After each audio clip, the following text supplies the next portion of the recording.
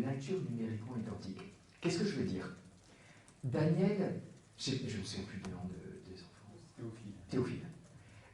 Daniel et Théophile partagent la même nature humaine. D'accord? Par contre, ils n'ont pas la même nature numérique.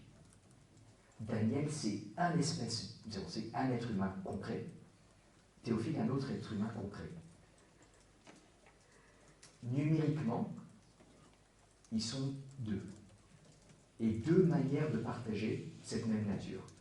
Par contre, le Père, le Fils et l'Esprit Saint ont une seule nature, numériquement. Ils ne sont pas en train de partager l'essence abstraite de la divinité, comme nous on partage l'humanité. Ils sont tous les trois exactement la même réalité concrète. Pourquoi ils sont différenciés? Alors, pour le moment, on aura besoin des trois étapes. Mais pour le moment, la différence, c'est qu'il y en a un qui engendre, mais du point de vue de son essence, il n'y a pas de différence.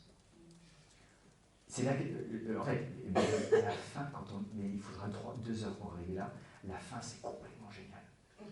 Et je pourrais vous dire tout de suite, mais je préfère arriver lentement. Le Père, il y en a un il y en a un seul qui engendre, mais du point de vue de son essence, il n'y a pas de différence par rapport au Fils, aux deux autres.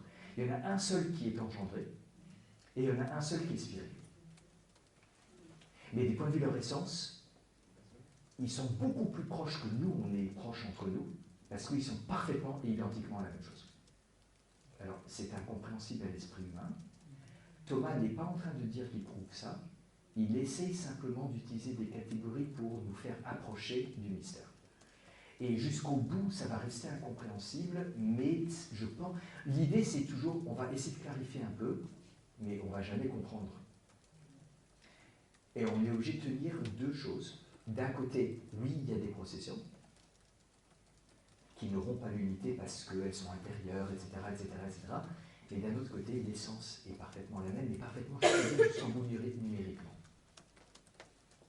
On comprend? Non, donc c'est Dieu. Ça, c'est une citation de Tertullien. si vous comprenez, c'est pas Dieu. Dit Tertullien. Alors, il y a aussi d'autres genres de choses qu'on ne comprend pas. C'est pas quand on ne comprend pas, c'est Dieu. Mais quand on comprend, par contre, quand on comprend, c'est probablement pas Dieu jusqu'au bout. Mais l'idée, c'est pas de dire c'est incompréhensible et tout ça. Normalement, Thomas pense, moi je pense aussi, qu'en même temps, tout en disant on reste dans quelque chose qui est incompréhensible complètement, on a quand même compris quelque chose. C'est-à-dire qu'on a compris en quoi ils sont un et en quoi ils sont trois. Ils sont un par l'essence, mais on le savait, hein, mais c'est plus précis, c'est mieux articulé maintenant, et ils sont pour le moment trois parce qu'il y en a un qui engendre, un qui est engendré, et un qui est spiré. Mais on ne sait pas encore ce que ça veut dire spiré. On sait maintenant que engendrer, c'est comme le verbe, c'est comme la possession du verbe, mais on ne sait pas encore ce que veut dire spiré. Vous avez été courageux.